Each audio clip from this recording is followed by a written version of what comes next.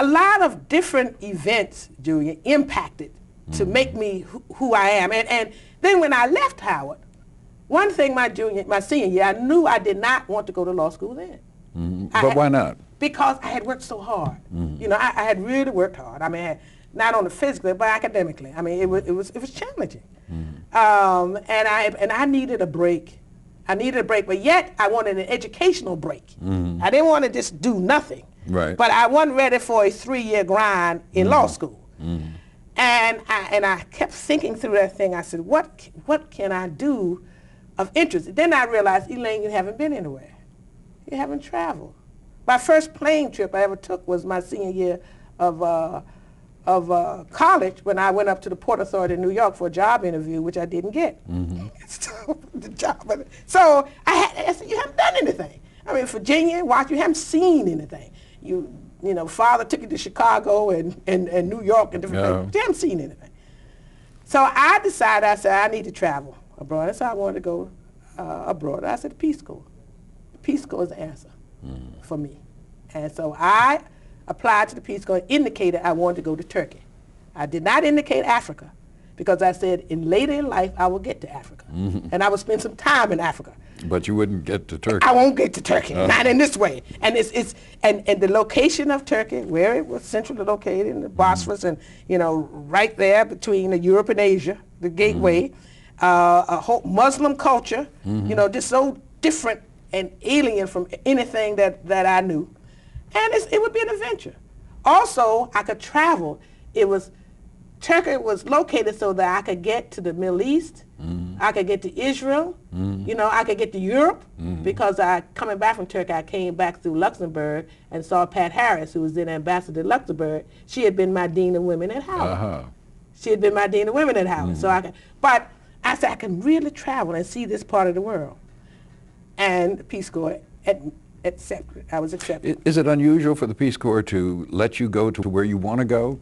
You know, I don't Unless know you at have some that time. special language skills or something? At that time it wasn't. Turkish. No, but I had to learn. Yeah. Went to Princeton. Can you do it now?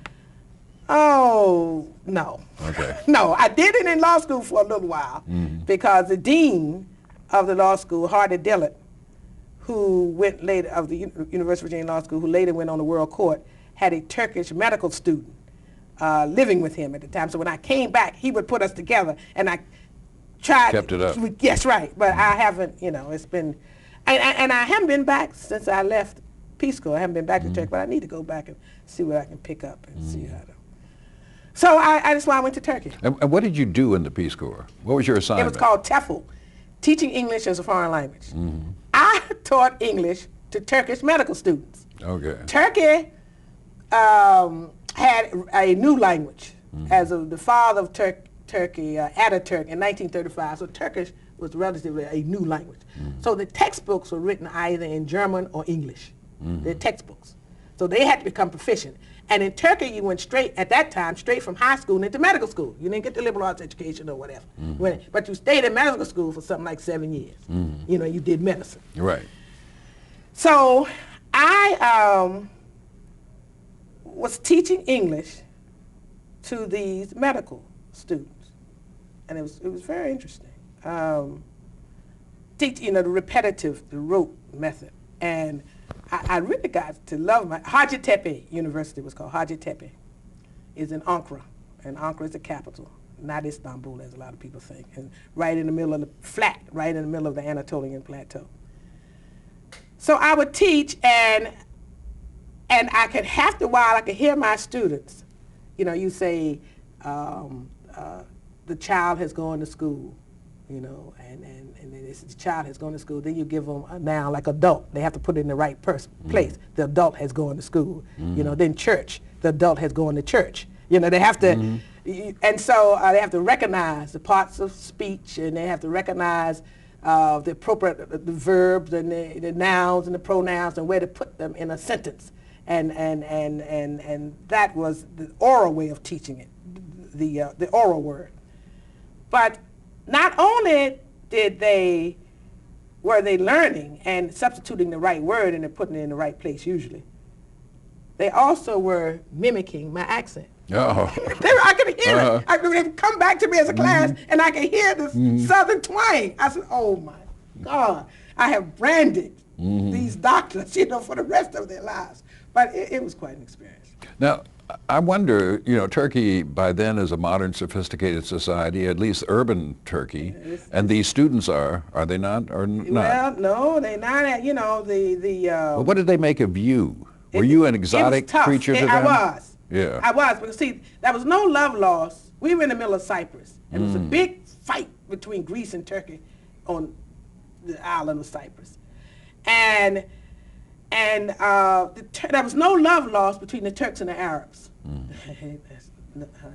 They do not like one another, and they didn't know what I was. And I would say American. I would say Sia American. Sia means black. Sia American. And they said, that means no in Turkey. That's no way.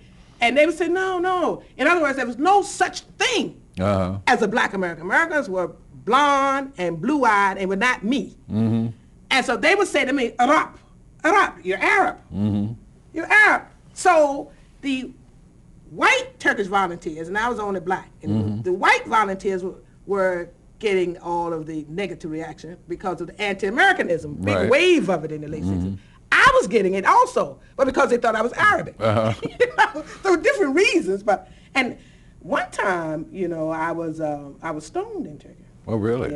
Yeah, one time, because I didn't live, there was an American compound there because you had a lot of service folks there, service families, and it was a big base there, Air Force base in Turkey. But the Peace Corps, one of their requirements were that we not cluster together, that Peace Corps volunteers go out and live in the community. And so I lived in the community, but I didn't realize that my house was in the red light district. Didn't know enough Turkish to understand it. And I couldn't understand these little Turkish soldiers knocking on the door. I couldn't understand it. So one day, though, some kids, I was coming home from school, and they started throwing these stones at me, And a guy, they called it a dolmuş, which is the Turkish taxi. He got out and he shooed him away and told him to stop. And he apologized effusively, And so it was an adjustment period. But I'm glad I went. I'd do it all over again.